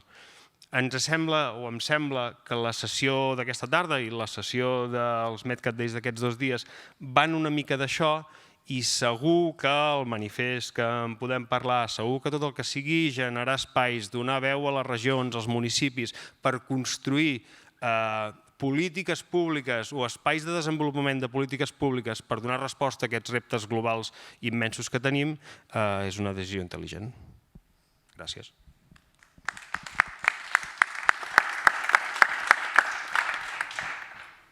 Thank you so much for your contribution. I have written also some keywords. You talked about the Mediterranean space, and how it comes to life through the cities, through the action of the cities, as if the cities were also the liaising element in the end of the territories, which they are. I liked also your scheme, your image that you mentioned at the end, regarding the horizontal dynamics of cooperation, cities to cities, but also on key themes of interest that are cross-cutting to other levels of governance. And I think it's why we're trying to, and what we are trying to demonstrate, that there is a need of better integration between horizontal levels, and this is why the networks also are here. You clearly support the cities into collaborating with each other, and we do the same with the regions, but also the many networks here have their own specificities in doing that, and also the dialogue between the various layers of governance, and it's why we're also supporting the multi-level governance aspect of cooperation, because we know it's effective in each of the layers, but then they also need to talk to each other. So thank you for mentioning this picture indeed. I am moving now to our following speaker, Xavier Bernard Sanz, who is the Secretary General of the Euroregion Pyrenees-Mediterranee. Xavier, the Euroregion has long promoted institutional cooperation across borders. Which governance mechanisms do you think have proven most effective in transforming territorial cooperation into lasting political partnerships? And how could this experience inspire a broader European approach to territorial diplomacy? Thank you for being here with us, and you have the floor. Merci Elodie, merci à la Generalitat de Catalunya pour l'invitation et aux membres de la MedCat Alliance. Peut-être rappeler ce qu'est l'Eurorégion et peut-être donner quelques cadres qui pourraient répondre aux deux questions que tu m'as faites. L'Eurorégion, en fait, les Eurorégions, c'est un concept qui est né dans les années 70. L'Europe n'était pas, l'Espagne, on en parlait les 40 ans de l'entrée de l'Espagne. Les Eurorégions sont nées entre l'Allemagne, les Pays-Bas et la Belgique. Et c'était à l'époque où, dans les années 70-80, l'Europe des 9, des 6 et des 9 voyait un petit peu les territoires frontaliers, un petit peu comme l'avenir de l'Europe, et l'Allemagne était un peu un impulseur. Et puis, pendant des années, on n'en a plus du tout parlé. Et en fait, on s'aperçoit que c'est visible, c'est par les années 90 et 2000 que les visions politiques, pour qu'il y ait de la diplomatie territoriale, il faut qu'il y ait une volonté politique. Et donc, c'est vouloir passer la frontière. Et la Catalogne, où nous sommes ici, a été un impulseur de ce rapprochement avec le sud de la France. Et elle a été suivie à ce moment-là, dans les années 2000, donc ça fait un peu plus de 20 ans, par les Baléares. Pourquoi ? Parce que cette notion d'Eurorégion n'est pas qu'une image de marque, c'est la volonté de faire l'Europe auprès des territoires et que les citoyens voient au-delà de leur propre territoire. Et pour cela, il faut déjà que les élus aient le courage d'avoir une politique qui dépasse leurs frontières. On parle des années 2000, le temps de la diplomatie des années 80-2000 n'est pas celui que nous devons avoir maintenant. On avait un peu plus de temps. Les défis, peut-être, n'étaient pas aussi, je dirais, proches de nos portes. Ceci étant dit, à l'origine de la création de notre région, donc l'Occitanie, la Generalitat de Catalunya et le gouvernement des îles Baléares, c'était vraiment une coopération politique, institutionnelle, pour apprendre à se connaître, pour qu'il y ait de la confiance et pour qu'on partage les mêmes, sans parler de priorité, au moins les mêmes enjeux, autour d'un même espace qui est la Méditerranée. Nous sommes la seule eurorégion avec des régions, dont des îles, les îles Baléares. Nous avons nos amis de l'Adriatica Ionica qui a une eurorégion avec niveau ville et commune et acteurs de la société civile et dans leur gouvernance. Nous sommes la seule eurorégion de ce type-là. Et c'est là où je vais en venir sur des outils, ou en tout cas une gouvernance qui peut donner des idées dans le cadre de la Méditerranée. L'Europe a créé un outil qui s'appelle le Groupement européen de coopération territoriale, qui a été fait en 2009 par un règlement européen qui est les politiques publiques au service des territoires déléguées par les États et la Commission européenne. Qu'est-ce que cela veut dire ? C'est qu'en gros, les États, et la Commission européenne a dit aux États, faites confiance à vos territoires frontaliers, l'avenir de l'Europe se fera aux frontières. Ces outils-là sont des outils où la gouvernance, à plusieurs niveaux, nous dans ce cas-là on n'est qu'au niveau régional, mais d'autres eurorégions ont plusieurs niveaux, peut être un outil qui mettra en œuvre des politiques publiques au-delà des frontières reconnues par les États. Et c'est ce qui a fait la réussite de notre région. Ça fait donc, on a été une des premières créées en Europe sous ce format-là, de GECT, en catalan AECT. Et aquest tipus de coopération institutionnelle li dona un marc financer, però sobretot jurídic, reconegut pels estats. I això, penso que en el mar Mediterrani, ara que parlem de reforçar la diplomàcia territorial, de confiança, això voldria dir que els estats mediterranis, la Comissió Europea, ja tenen una eina jurídica que funciona. I nosaltres som l'exemple. Som la més potent a nivell de recerca, tenim universitats europeus, tenim projectes tant d'Erasmus, d'Europa Creative, hi ha una confiança de totes les euroregions a nivell europeu per treballar junts, no solament al mar Mediterrani, per què no aprofitar aquesta eina per fer-ne un exemple que es podia duplicar, replicar. En l'Aleix parlava de la governança entre ciutats, hem d'aprendre molt de les ciutats. Per què no una governança, una macroregió on hi hagi una entitat jurídica reconeguda pels estats, que no sigui únicament una xarxa. Jo penso que necessitem xarxes, però a vegades, per donar pes, necessitem,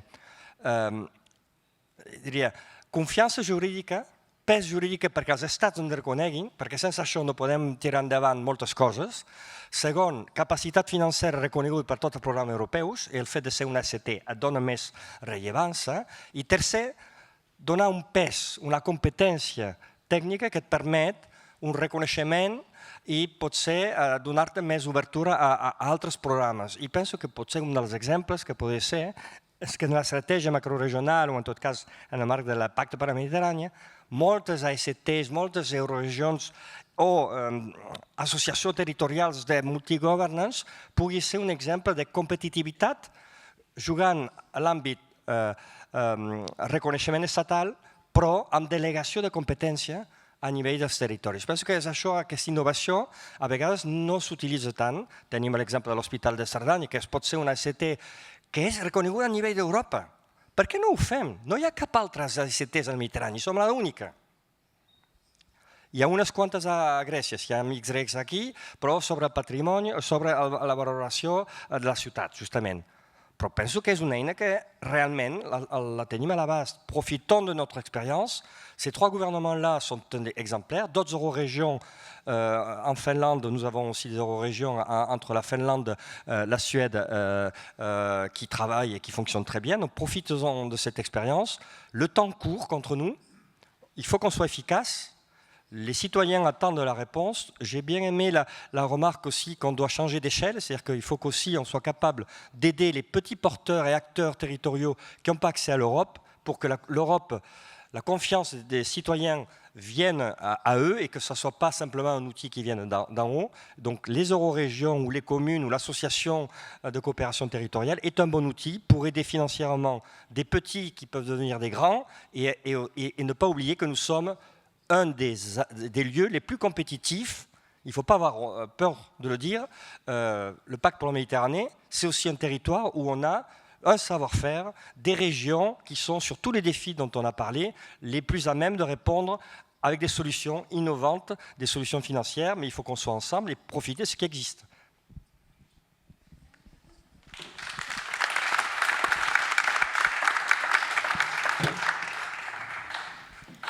Merci, Xavier. Je me suis demandé à un point si tu étais conscient que tu changeais de langue parfois. J'imagine que oui, mais c'était très continu, c'était très bien cousu. Merci beaucoup. Thank you so much. I will just highlight some elements you mentioned. So the visibility towards citizens, and it brings me back to what Vincent was saying this morning. The role and the duty that the public administrations have towards the citizens to make Europe visible and to make also cooperation visible towards the citizens. It's a good, the Euro region in your case is a very good example and good promoter of this. The judicial trust, you mentioned the financial capacity, technical competence, everything that can be brought from your experience towards higher levels. And here, you mentioned the delegation of competencies. I think it goes beyond, because from the experience you get from that delegation of competencies, we can feed back to the institutions this experience so that the tools that are available in the future for the Euro region, but also for our networks, for the territories, are actually efficient for us, and we can use it in an efficient way. Yes, I will keep it here. Thank you, Xavier. And I'm going back then to my left side with our last speaker of the panel, but not the least, Martin Guillermo, who is the Secretary General of the Association of European Border Regions. Border regions often experience first the consequences of geopolitical change, while also pioneering practical solutions. How can border territories, in your opinion, how can they contribute more effectively to European neighborhood, enlargement and cohesion policies? And what role should territorial diplomacy play in reducing barriers and strengthening resilience? Thank you for being with us, and you have the floor. Hello. Thank you very much. It's a complex question, and even it's more complex after so many speakers who are very well aware of what they were saying. So I had some temptation to say something new, but thanks, Alex, for giving me the clue. It's not that bad that we repeat some things and then we show that we agree. In any case, I would like to first of all, thank you very much for the invitation to the government of Catalonia and the CPMR. Then I will shift into Spanish because I don't have the opportunity very often to speak in my mother tongue. So I will shift now, trying not to get our interpreters with more headaches with all these changes. Bien, ya la pregunta es compleja, pero bueno, al fin y al cabo va al corazón de nuestro trabajo. La Asociación de Regiones Fronterizas Europeas, como ha comentado Xavier, se basa en la experiencia de las euroregiones, las primeras de las cuales se crearon en los años 50, a finales de los años 50, en la frontera entre Alemania y los Países Bajos. De hecho, las primeras euroregiones se crearon a lo largo del Rin como consecuencia de las conversaciones que los alcaldes que habían participado, que habían experimentado distintas guerras, pues era el deporte natural en muchas de las fronteras europeas, era cada 25 o 30 años hacer una guerrita, por supuesto, decidida en las capitales, pero llevada a cabo en los territorios de frontera, convirtiendo estos territorios en tierra, pues casi una tierra de nadie, tierra inhóspita, donde nadie quería crear prácticamente nada. En aquel momento se vio que había un proceso incipiente de construcción europea y los alcaldes de estas zonas, yo creo que con una gran visión, vieron que había una oportunidad muy grande para estos territorios de convertirse, de ser periféricos y el escenario de los conflictos, de convertirse realmente en los lugares centrales para construir la paz y de paso construir un proyecto como el europeo, aunque, como todos sabéis, pues, este proceso comenzó con intentar ponernos de acuerdo en el control de elementos estratégicos para hacer armas, pero aquello evolucionó. Y de ser también un club de estados, se fue convirtiendo poco a poco en un club en el que también las administraciones subnacionales participaban, aunque fuera sin poder decisorio, cada vez con más influencia. Veamos el caso del Comité de las Regiones, no es un organismo decisorio, pero cada vez más su papel consultivo tiene muchísima importancia y ya las comunicaciones de la Comisión se dirigen al Parlamento, al Consejo, pero también al Comité de las Regiones y al Consejo Económico y Social. En ese proceso, bueno, pues muchas redes de municipios y de regiones se han ido creando y la nuestra fue una de las primeras, probablemente quizá porque tenga que ver con regiones que estaban directamente tocadas por la guerra, por el conflicto, por la incomprensión a través de las fronteras, generalmente incomprensión de sujetos que se encuentran bastante apartados de la frontera, que tienen dificultades para entender la realidad de la frontera y que, bueno, pues a la hora de hacer una guerra lo más fácil es hacerlo a través de la frontera, sobre todo si lo que quieres es conquistar el territorio del vecino o evitar que el vecino haga lo propio, ¿no? Hoy en Europa, sobre todo hasta la pandemia, pensábamos que estábamos en un continuo en el que el fantasma de la guerra había desaparecido por completo, en el que la cooperación cada vez iba a ser mayor, en el que íbamos a tener más Europa. Pero, sin embargo, justo antes de la pandemia, el debate en Europa era a ver si reducíamos un poco más el presupuesto europeo. Es decir, un presupuesto ya de por sí ridículo, un 1 y pico % del Producto Interior Bruto, ya se estaba discutiendo de reducirlo por debajo del 1%. Sin embargo, llegó la pandemia, hubo distintos debates y el resultado fue que prácticamente se dobló el presupuesto. Sigue siendo ridículo desde nuestro punto de vista, pero es el doble. Y al mismo tiempo parece que durante la pandemia se descubrió que existían las regiones fronterizas y sobre todo que existían las regiones transfronterizas, que había espacios de interacción entre regiones fronterizas donde pasaban cosas. Pasaban cosas que si la frontera se cierra afectan al resto del territorio, con lo cual algunos estados decidieron de forma unilateral cerrar la frontera y 24 horas después tuvieron que abrirla. E incluso la Unión Europea tuvo que intervenir estableciendo pasillos verdes y otro tipo de medidas. Con lo cual, bueno, nosotros decimos, una de las misiones de las regiones fronterizas es recordarle al resto de la construcción europea que hay que pensar en el territorio. Hoy se ha dicho mucho. Las demandas, las ideas generalmente vienen de abajo hacia arriba, pero los recursos y la capacidad política de ponerlos en marcha suele ser de arriba a abajo. Si somos capaces de articular una buena coordinación entre ese juego entre los ciudadanos, las administraciones locales y regionales, los estados que tienen la capacidad decisoria, puesto que la Unión Europea todavía no tiene suficiente capacidad, aunque va creciendo la cosa y esperemos que eso siga siendo la tónica en el futuro, si somos capaces de articular esa gobernanza multinivel y además también somos capaces de incorporar el elemento transversal con nuestros vecinos a través de las fronteras. Los que estamos en frontera lo conocemos muy bien. Probablemente conseguiríamos una mejor gestión, una mejor prestación de servicios a los ciudadanos y además ser mucho más eficientes, porque a veces, como el Hospital de la Cerdaña, que también ha sido comentado, para quien no lo conozca, aunque aquí en Cataluña lo conoce todo el mundo, pero los que sois de fuera, es un hospital transfronterizo público que da servicio al servicio francés de salud y al servicio catalán. Es decir, tiene todos los elementos. Un servicio público que se presta en dos países, asimétrico, que en un lado es centralizado, que en el otro está descentralizado, que incorpora a profesionales de ambos lados. Profesionales que en el caso español son casi funcionarios, pero en el caso francés no tanto.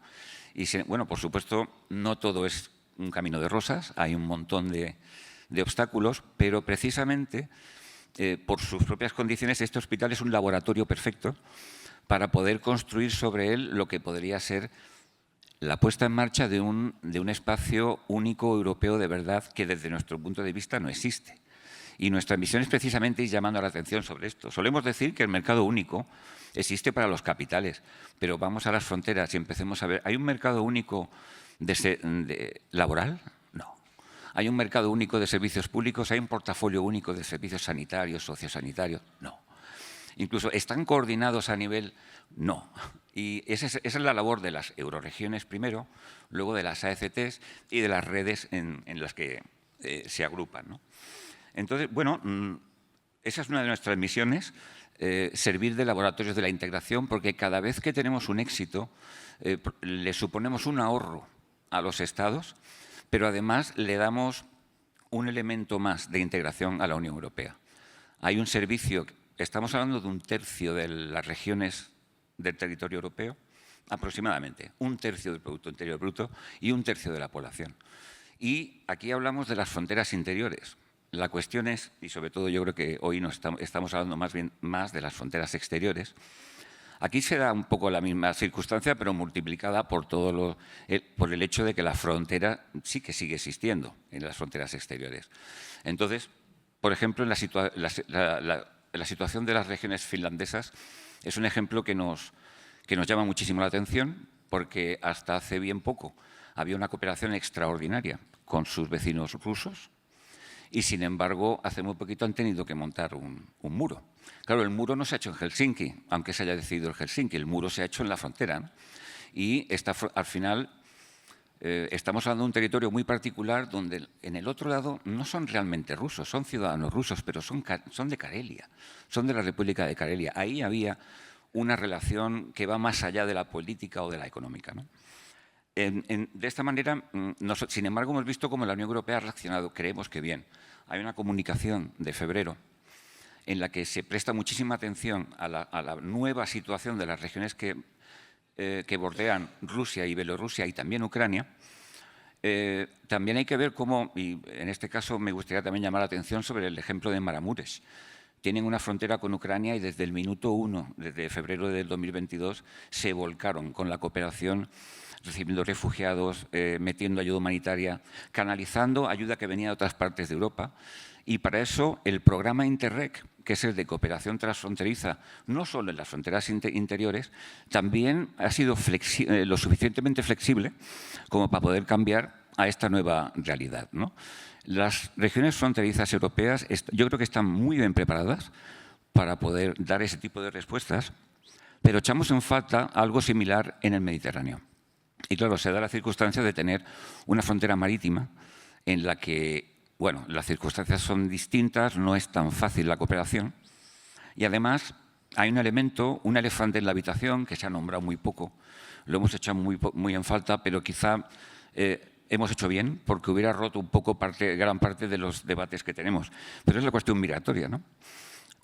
No podemos plantearnos seriamente una política mediterránea en la que municipios, regiones y estados participen de una forma seria si no somos capaces de dar una respuesta a un fenómeno muy complejo y que necesita una respuesta europea. Nuestra propuesta sería hacer un gran debate en el que, desde luego, las autoridades locales y regionales deben tener voz, también los ciudadanos, la sociedad civil, pero sobre todo prestemos atención a la experiencia de las regiones fronterizas, particularmente las de las fronteras exteriores, en cuanto al análisis serio y pausado sobre el fenómeno migratorio. Creo que el día que consigamos eso en Europa habremos dado un paso de gigante hacia nuestra propia integración, hacia la necesaria colaboración con nuestros vecinos del sur, pero también dando una respuesta que el mundo está esperando de Europa y que últimamente no terminamos de dar. Es complicado, pero creo que tenemos recursos suficientes, redes y mecanismos que pueden permitirlo.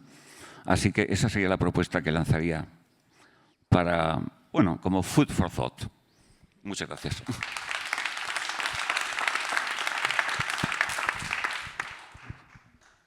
Thank you so much, Martin, for your intervention, for your ideas and sharing your point of view. I'm getting from this the notion of central spaces. In the end, the border regions in general become central spaces to building peace, in the case that you were mentioning. And it's the paradox, no, of the low funding for prior to the COVID period, and then the increase of EU funding for security issues, while we had kind of forgotten about what it was, no, and now it seems kind of a going backwards to what we had in the past, like the ghost you mentioned of the war. You also mentioned, it's something that's been reflected through our debates this morning, but also this afternoon, the demands, they come for the territories, but the decisions are taken at higher levels, so we need to try to reverse a bit or integrate better this ecosystem, this decision ecosystem through a concrete multi-level governance and an effective one. You mentioned the single market within the EU. It's true, and the border regions, and it's still the case. If I think about connectivity, for those of you who know Strasbourg, for example, who lived on the border between France and Germany, if you take the train there, you don't have high-speed trains simply because the infrastructure is not made for that, and this is a heritage that comes from the war. To avoid invasion of foreign trains into your territory, and yet we're still having those issues of connectivity.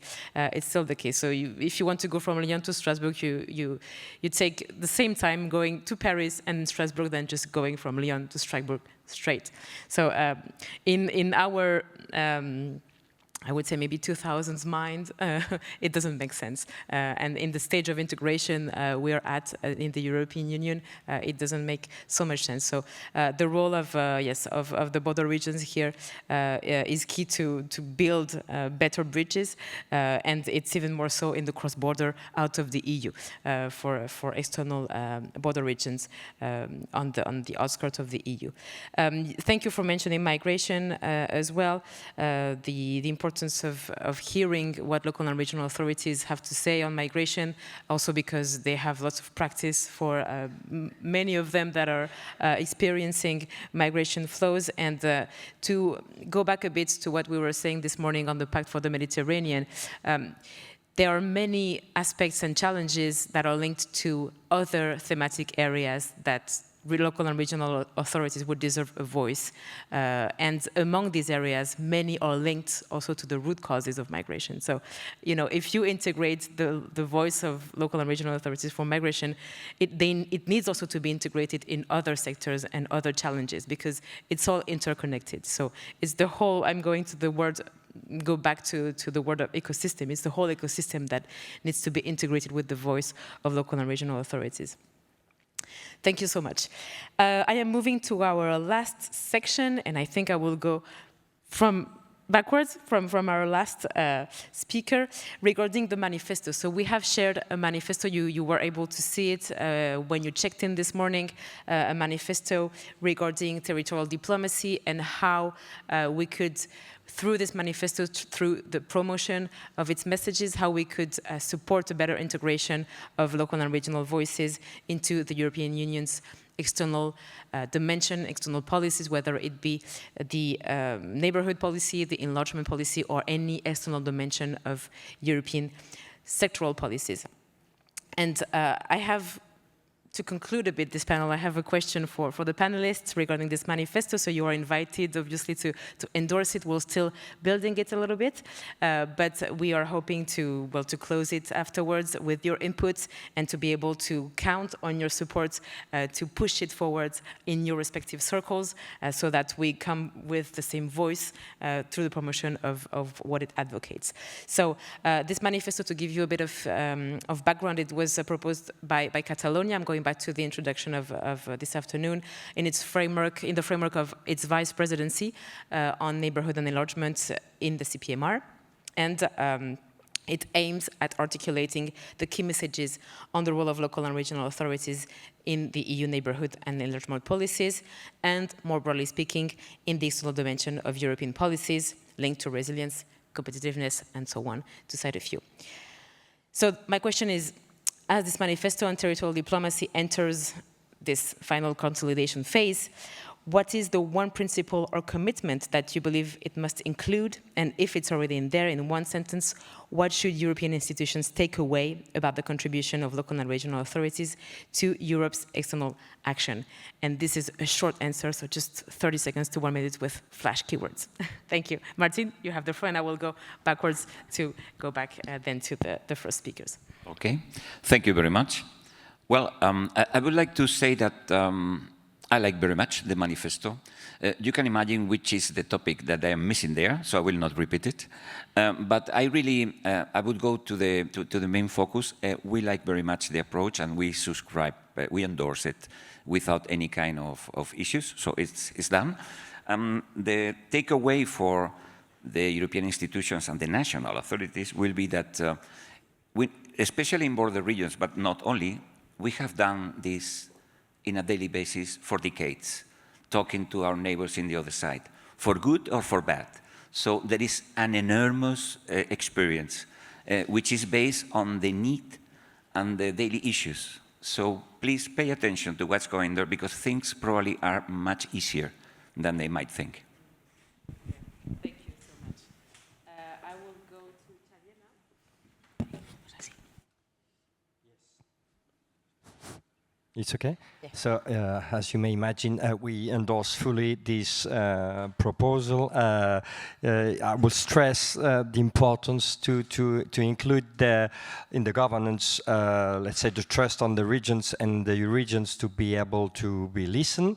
And mainly, I will also perhaps add the importance of the cross-border, not only terrestrial but also maritime borders. I think that one of the issues and the challenges is that the Pact of the Mediterranean is a wall, including these borders, some invisible borders, sometimes at the maritime borders from the south and the north. But it's really for us the base for the negotiation, and I hope that the states and the European Commission will take into account our proposal. Thank you, Xavier. Aleix? Gràcies. En la línia de la intervenció que he fet abans, la declaració dels alcaldes del 30è aniversari del procés de Barcelona van en aquesta línia, MedCités gairebé ho té en els seus principis estatutaris i fundacionals aquesta línia. Si, per tant, hi estem d'acord, hi estem a dins, si haguéssim d'afegir alguna cosa o reforçar algun extrem dels que planteja, és la possibilitat de reforçar aquestes relacions horitzontals que comentava abans, o sigui, com les xarxes existents o possibles, o de quina manera aquest reforçament de l'àmbit regional i local es pot articular en uns sistemes més horitzontals que ens permeti ser molt més eficients. Thank you so much. Natasha? Yes, well, we endorse the manifesto as well. We find it a very good text. What I would like to reiterate is the importance that a structured, permanent co-governance mechanism of consultation is installed, and that local actors, we cannot talk about territorial diplomacy without ensuring that local actors have their seat at the table, structured seat at the table. I think that's something that I would like to reiterate on behalf of ALDA. Okay, good. Thank you so much. We have Ruth now. Gracias. Pues yo, incidiendo en algo a lo que he prestado mucha atención en mi intervención anterior, y Quizás sea porque estoy muy convencida de ello, porque vivo en una región dentro de España que es un país muy, muy, muy descentralizado, donde las regiones tenemos muchísimas competencias que asumimos también económicamente, y estoy convencida de que el peso de las regiones y que ser tenidas en cuenta a la hora de decidir las políticas, no solamente es como una parte consultiva, sino también con poder de decisión, es muy importante para que Europa funcione bien. Por lo tanto, incidiría que dentro del manifiesto quedará muy claro una postura un poco reivindicativa, ¿no?, sobre ese reconocimiento de ser socio necesario en la acción exterior, en esa diplomacia que hemos llamado antes de implementación, no porque queremos aspirar a tener ese papel, sino porque en la práctica ya lo estamos ejerciendo. Thank you so much. Vlad Emanuel, would you like to comment also? Well, of course, we endorsed the manifesto, and it's a bit odd because I wanted to emphasize the same thing that my colleague pointed out, in a word, decentralization. So European action cannot be effective if it's dictated exclusively from a central level. And I believe we need a more practical framework approach. And regional authorities need to have a formal decision, need to be decision-making, to have a decision-making role in this whole policy. Thank you. And finally, Mr. Hannu Takkula. Thank you. Almost everything is already said. So, but yeah, Lapland also endorsed a manifesto. So I wrote something down here, and it's. What I like to say that European resilience begins in the regions. Therefore, local and regional authorities must not only implement the European policy, they must help shape them. So I think that we have to be more involved, not just following what's happened, but taking part. Thank you. So that's the conclusion of words you're stealing from me, so that's perfect. I think we can give ourselves a round of applause for this session. Thank you to all the panelists.